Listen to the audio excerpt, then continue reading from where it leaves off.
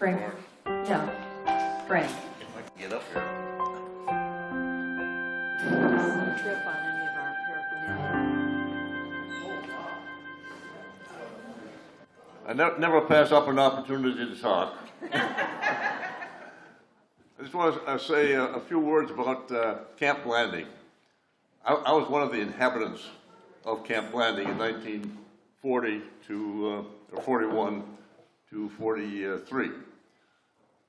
I was one of the young, damn Yankees that come down here with the 43rd Division. We were from Maine, Vermont, Connecticut, and Rhode Island. We took up half of Camp Blanding, 43rd Division.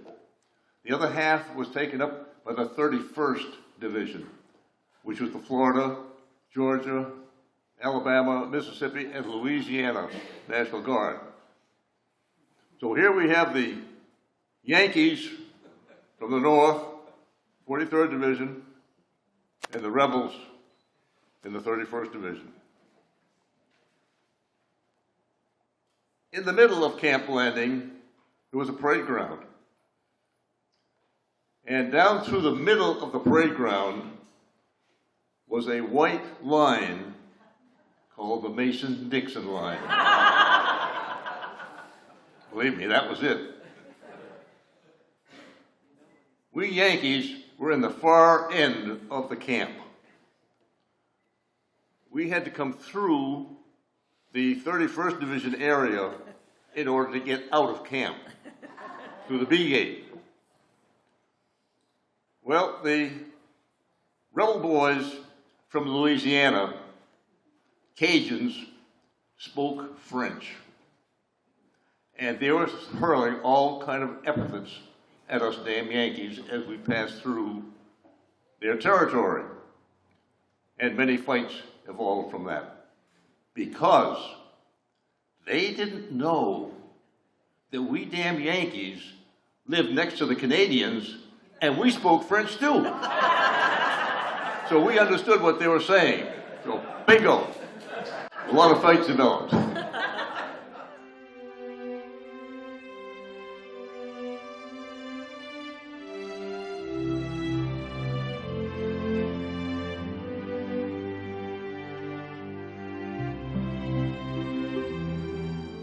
Hello there.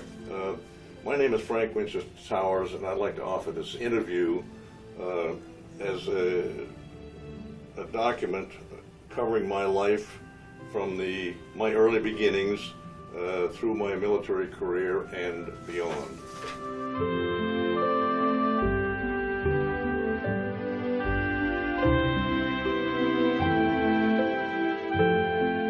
I, the writer, was conceived in 1917 and was born there in Boston. And I was given the name of Frank Everett Towers, named after my father. And so the birth certificate reads, but when I was baptized as Francis Winchester Towers, and being named after my mother's brother, who was in the Canadian Army during the World War I, which was going on at that time. And I've never used either one of these names. I've used a combination of Frank Winchester Towers. We lived in this nice home, which was facing a nice park across the street where I used to go and play. As I remember, the house was lit by gas lamps. The house was heated with a wood stove in the kitchen. My father would bring home scrap wood from the factory where he worked, and because the economy was very poor at that time, we had no telephone, of course no radio, and that was well before the time of television. So we were living on, so to speak, bare bones. We used to take weekend trips, and one of the earliest trips I remember, we went to Cape Cod, which is in Massachusetts. My grandfather had made a large tent, which was large enough to sleep 12 people. During this time, my grandfather bought a ceramic clock and gave it to my mother as a souvenir. And as best I recall from her telling me the story, he paid $1.95 for the clock. I still have the clock, and it's still working and hanging in my living room. Continuing on in the summers, I used to still go back to my grandparents' home and spend the summers with them. There was a large pond in back of their home where I used to go swimming in the summertime. But when I went there in the wintertime on vacation, I would go to this pond and skate. The owner of the land on which the pond was situated would have a crew of men come in and cut the ice in big blocks and store it in a big barn covered with sawdust, and he would peddle or sell this ice to the customers through the spring, summer, and fall months. And I took a liking to this man, and he took a liking to me. And very often I would accompany him on his rounds of selling ice around the city.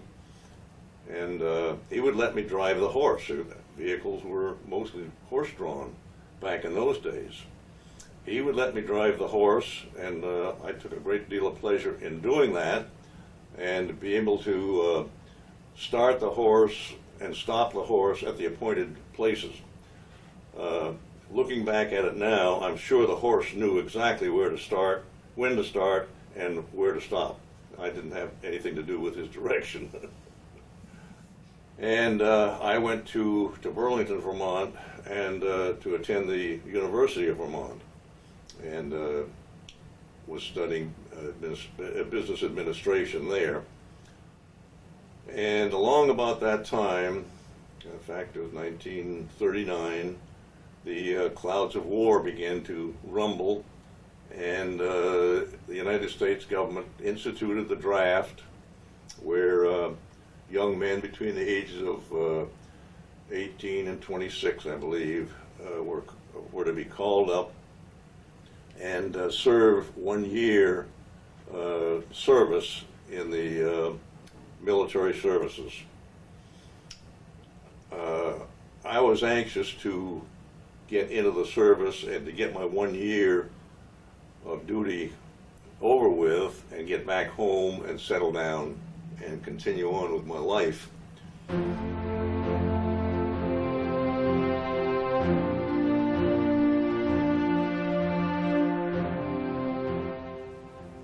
So I enlisted in the Army, National Guard, as a private, earning $21 a month, which was quite a come down from the salary that I was getting then, which was $25 a week.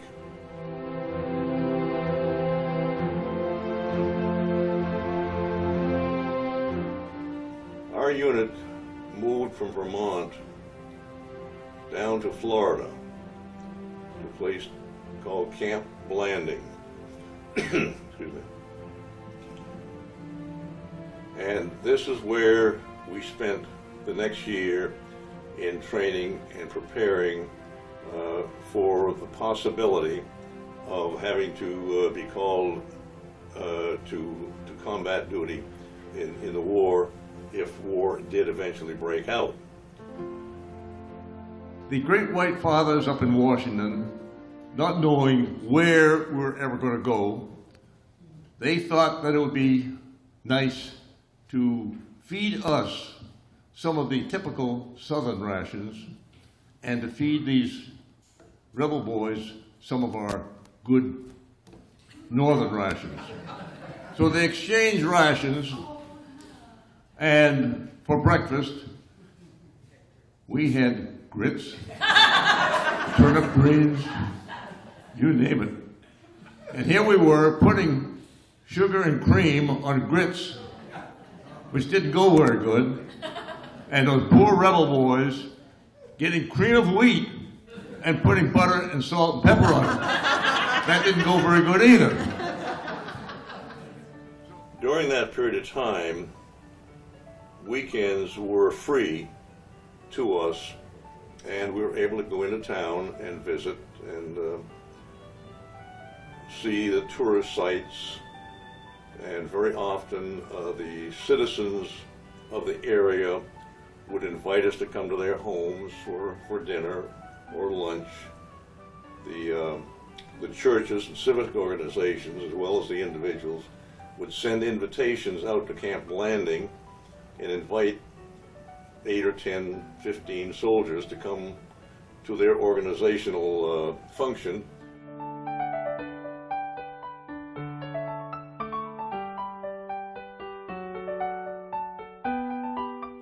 And I got involved into one of those programs, and through that I met my future wife. And so 2 years later, we were married, and we've been hanging around together ever since, 63 years now. And having done so well, they shortened our program at Camp Landing, and we were to return home on the 1st of January, 1942.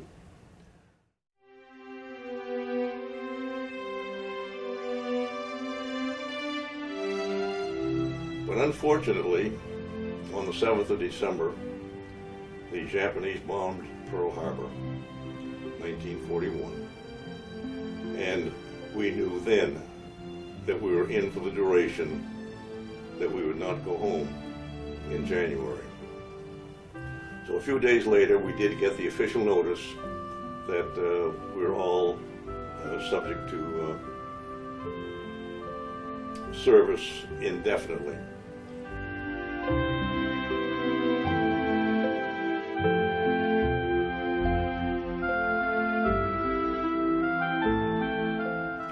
And during that 3-month period, we did a great deal of training there in England in preparation for the coming invasion.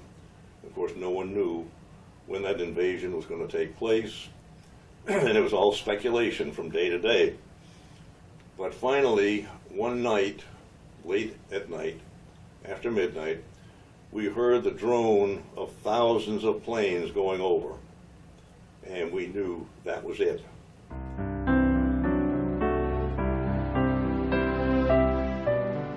Somehow our ship got into the wrong packet, and we continued on the voyage, and we landed on Utah Beach instead of Omaha Beach,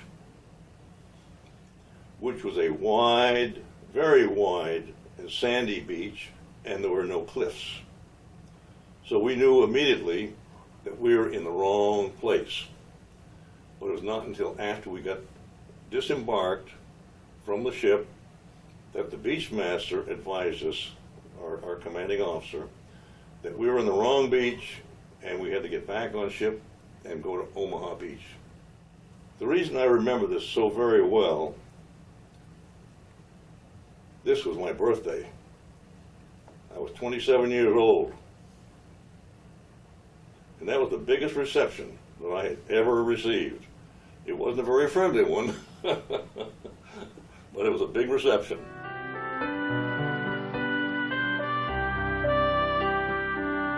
There was to be an aerial bombardment of over 3,000 planes, and they were to start dropping their bombs south of the St. Lo-Perrier Road.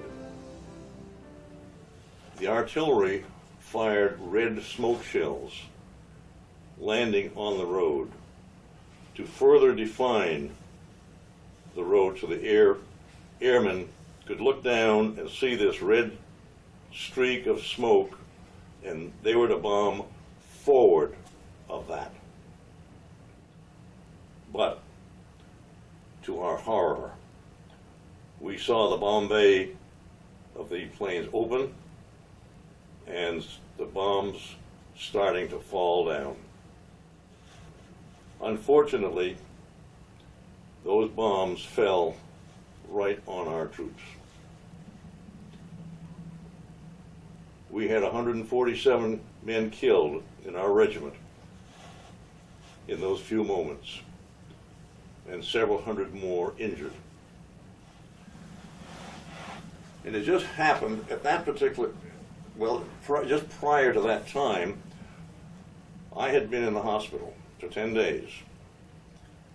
And I returned to my unit that morning. I got out of the ambulance and went into headquarters to report in for duty. And as I was doing that, the bombs were falling, and one hit that ambulance that I had just been in moments before.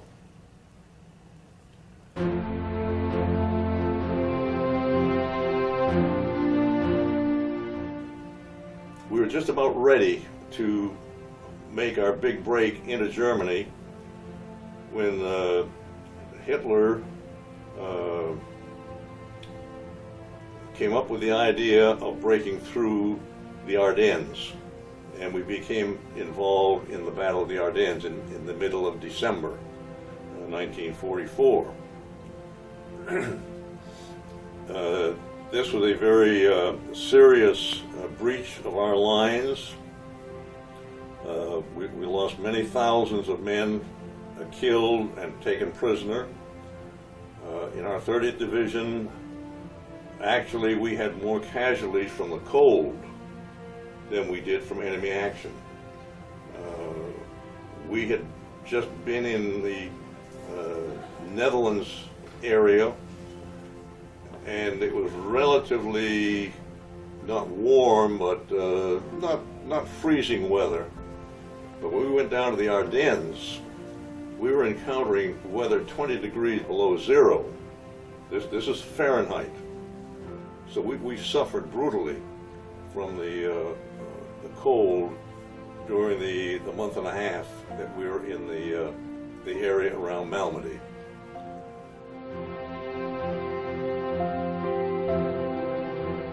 As we were advancing toward Magdeburg, the 743rd Tank Battalion, which is a part of our division, encountered a train loaded with prisoners. At this point in time, we didn't know who they were or what they were, but we found that this was a trainload of 2,500 Jews who were being transported from Bergen-Belsen to Theresienstadt, which is on the Czech border. I see. Theresienstadt was a notorious extermination camp, which they were heading for the final solution.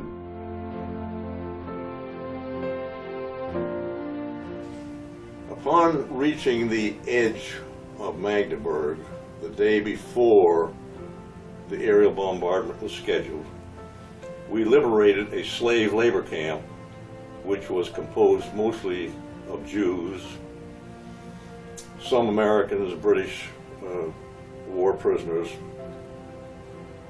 but they were working in the Pulte ammunition factory. So we had to get those men out of there very, very quickly.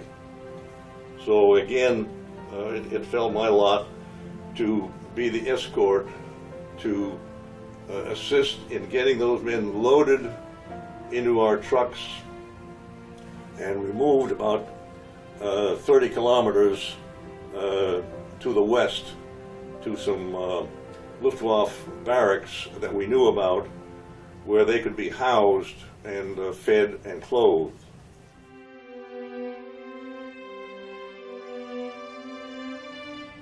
Then we started our mission back to the States to go to the Pacific to finish up the war in that part of the world. While we're en route and in England, they dropped the atomic bomb. on Japan. And of course that in effect ended the war, and we knew then that we would probably not go to the Pacific. So we, the 30th Division, did return to the United States, and in November of that year we were deactivated.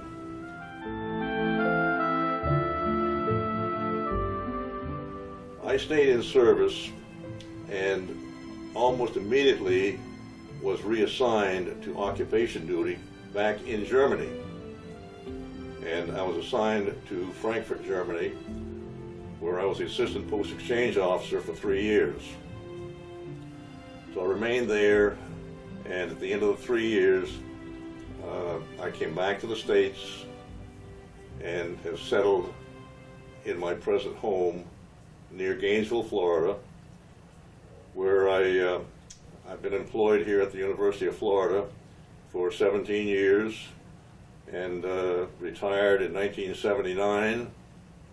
And I'm still going strong, working with my 30th Infantry Division veterans and trying to memorialize the veterans that we left behind in our cemeteries in Europe. Battle honors on there. First, my cross rifle to indicate that I'm in the infantry. This was a presidential unit citation that we got for the Battle of Mortain down here. I have a Bronze Star for meritorious service, Purple Heart for 2 wounds that I received, and the American Defense Medal for being in service prior to 1940, and the Combat Infantry Badge to indicate that I've been in contact with the enemy. And here I have my regimental insignia, the 120th Regiment, and the American campaign to show my service in the United States, and the European campaign, service in Europe, and the Victory Medal, and the Occupation Medal, German Occupation Medal. And this meritorious unit citation that we received. And of course my main logo here, the Old Hickory, the O and the H for Old Hickory.